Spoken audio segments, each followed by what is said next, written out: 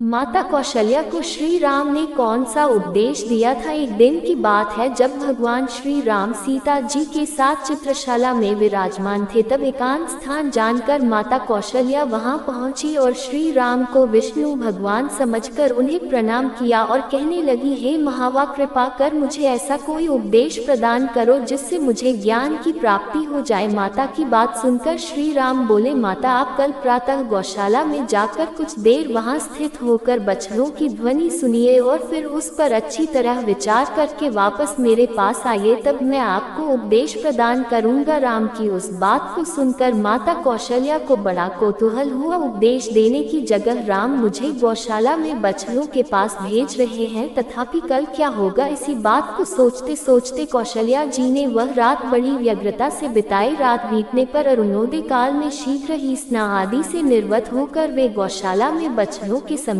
जा पहुंची। बछड़े अहम माँ की ध्वनि रावर करते जा रहे थे। कौशल्या जी उस ध्वनि को ध्यान से सुनने लगी। फिर उन्होंने अहमा की उस ध्वनि को सुनकर मन में विचार किया कि राम ने मुझसे इस पर प्रचार करने के लिए कहा है, अवश्य ही इसमें कोई रहस्य भरा है। आखिर इस ध्वनि में क्या रहस्य भरा है, ऐसा बार बार वे अपने मन में चिंतन करने लगी। थोड़ी देर में उन्हें उस ध्वनि का रहस्य समझ में आ गया और वे बहुत प्रसन्न हो उठी और शीघ्र ही राम के पास पहुंचकर कहने लगी, हे रमानाथ, हे विष्णु, हे राम, तुम्हारे कथन मैंने वचनों की बोली सुनी, उससे मेरा अज्ञान नष्ट हो गया अब और मुझे कोई उपदेश सुनने की इच्छा नहीं है। माता की ऐसी बात सुनकर श्री राम ने कहा, माता, बछड़ों के शब्द से आपको कैसे ज्ञान प्राप्त हुआ, मुझे बतलाए। तब कौशल्या जी बोली, बछड़ों के अहम माँ शब्द सुनकर मुझे जिज्ञासा हुई कि आखिर यह बछड़े अपनी ध्वनि से मुझे किस बात का बोध करा रहे हैं। ऐसा मैंने जब क्षण भर विचार किया तब मुझे ज्ञात हुआ कि यह बछड़े अहम